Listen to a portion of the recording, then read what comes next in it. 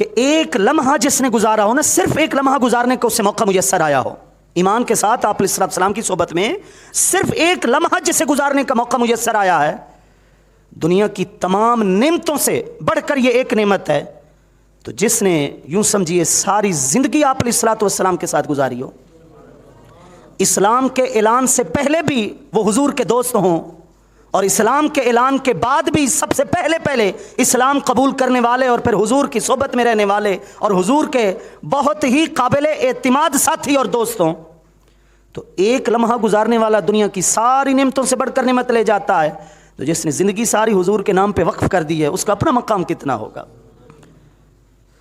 اندھیروں میں، جہالت کے اندھیروں میں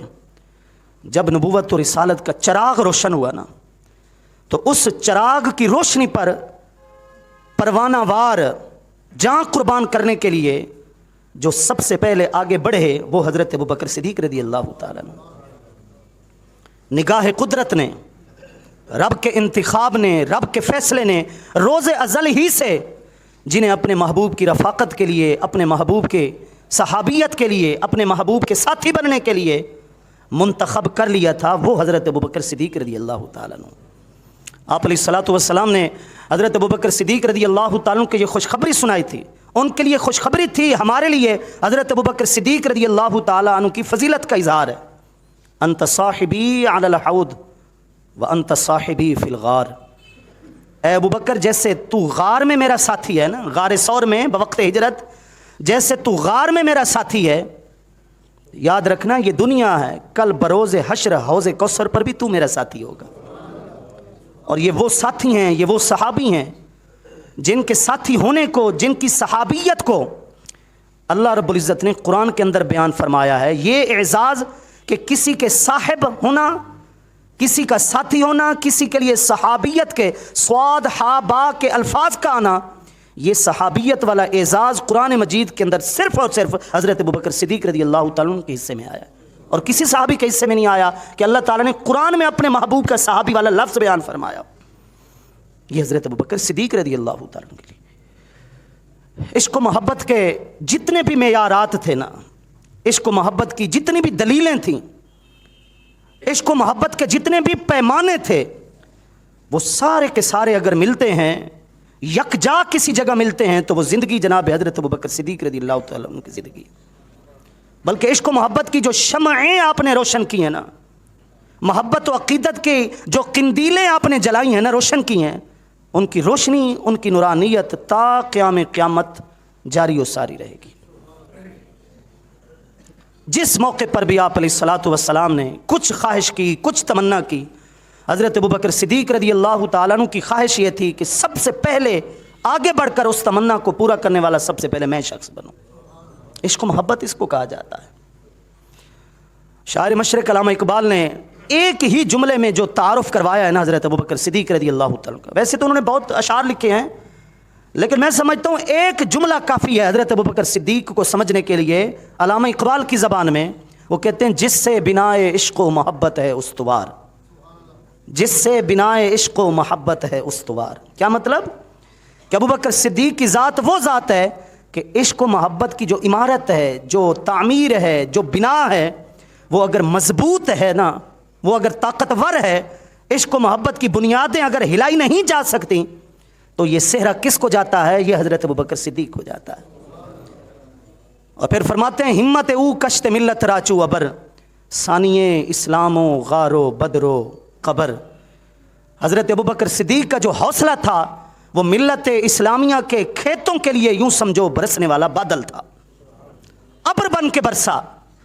جو اس ملت کے، جو اس امت کے کھیتیوں کے لیے سیرابی کا باعث بنا، وہ اس امت کے لیے ابر رحمت بن کر آئے، سائبان رحمت بن کر آئے۔ اسلام ہو، غار ثور ہو، غزوہ بدر ہو یا پھر مزار ہو، سب کے اندر وہ آپ علیہ الصلوۃ والسلام کے دوسرے ساتھی تھے، ثانی اثنین تھے، دو میں سے دوسرے تھے۔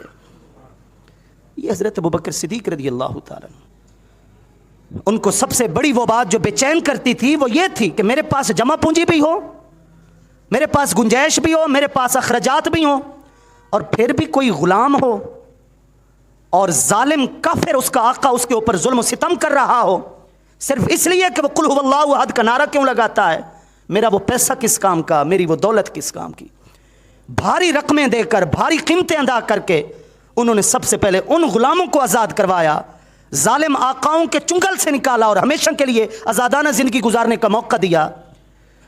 جو اسلام قبول کرنے کے بعد صرف اس لیے آزاد نہیں تھے کہ وہ کسی کی غلامی میں تھے، وہ جناب حضرت بلال حبشی ہوں یا کوئی اور ہو، ان کو آزاد کرانے والے حضرت ابوبکر صدیق رضی اللہ تعالیٰ۔ آپ علیہ الصلوۃ والسلام نے اس لیے فرمایا ارحم امتی بامتی ابو بکر۔ اس کا ترجمہ ذرا سنیے، بڑا چھوٹا سا جملہ ہے لیکن بڑا معنی خیز جملہ ہے۔ فرمایا میری پوری امت میں سے، میری پوری امت پر، میری امت میں سے، میری امت پر ابو بکر صدیق سے بڑھ کر کوئی اور مہربان نہیں ہے۔ اگر میری امت پر سب سے زیادہ کوئی شفقت کرنے والا ہے، میری امت کا درد جس کے دل میں سب سے زیادہ ہے، وہ حضرت ابو بکر صدیق رضی اللہ تعالیٰ۔ یہ وہی تو درد تھا جو آپ کو بے چین کیے ہوئے تھا۔ اور جب آپ نے غلاموں کو آزاد کروایا تو باتیں ہونے لگیں، چہمگوئیاں ہونے لگیں، کوئی کہنے لگا کہ شاید کسی کا احسان ہوگا، وہ احسان چکانے کا موقع ملا ہے، کسی نے زندگی کے اندر کوئی بھلا کیا ہوگا۔ آج ابو بکر صدیق نے ان کو آزاد کروا کے ان احسانات کا بدلہ دیا ہے۔ صدیق اکبر کے اخلاص کی، صدیق اکبر کے خلوص کی اللہ نے گواہی دی عرش سے، لوح محفوظ سے، وحی الہی کے ذریعے۔ وَمَا لِأَحَدٍ عِندَهُ مِن نِعْمَةٍ تُجْزَىٰ إِلَّا ابْتِغَاءَ وَجْهِ رَبِّهِ الْأَعْلَىٰ۔ قرآن مجید کی 92 نمبر سورہ لیل کی آخری آیتیں اتری حضرت ابوبکر صدیق رضی اللہ تعالیٰ عنہ کی شان میں کہ یہ جو کچھ نیکیاں کر رہے ہیں، یہ مت سمجھنا کہ کسی کا احسان ہے، کہ اس کا احسان اتار رہے ہیں۔ میں رب ہو کر گواہی دے رہا ہوں کہ ابو بکر جو کچھ خرچ کر رہا ہے، جو مال لٹا رہا ہے، جو غلاموں کو آزاد کروا رہا ہے، کسی کا کچھ بھی اس کے اوپر نہیں ہے، یہ صرف میری رضا کے لیے کر رہا ہے۔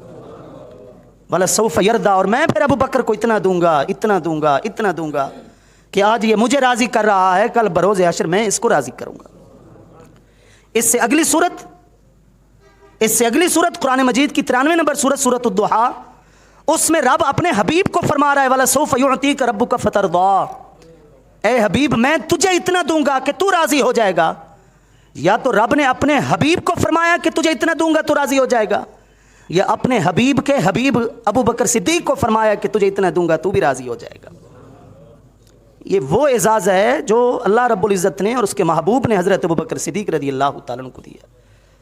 180 کے قریب وہ حدیثیں ہیں، 180 کے قریب، جو خاص حضرت ابوبکر صدیق رضی اللہ تعالیٰ عنہ کی شان میں بیان ہوئی، صرف اور صرف اکیلے حضرت ابوبکر صدیق رضی اللہ تعالیٰ عنہ کی شان میں۔ اور 300 سے زائد ہیں ٹوٹل ایسی حدیثیں جس میں سارے صحابہ کرام کے ساتھ ملا کر یا دیگر خلفائے ثلاثہ کے ساتھ ملا کر حضرت ابوبکر صدیق کی شان کو بیان کیا گیا۔ وہ ٹوٹل 300 سے زائد ایسی احادیث ہیں۔ یہ کوئی کم عظمت نہیں ہے، اور عزت و عظمت تو ایک ایسی ہے نا، اس کا کوئی حتمی اور آخری بیان نہیں ہے میرا بھائی، حد بندی اس کی نہیں ہم کر سکتے۔ لیکن ایک حدیث سن لیجیے حضرت ابوبکر صدیق رضی اللہ تعالیٰ عنہ کے بارے میں، ایک حدیث کو اگر آپ غور سے سنیں سمجھ آ جائے گی کہ اس ہستی کی شان اور عظمت بیان کر کون سکتا ہے۔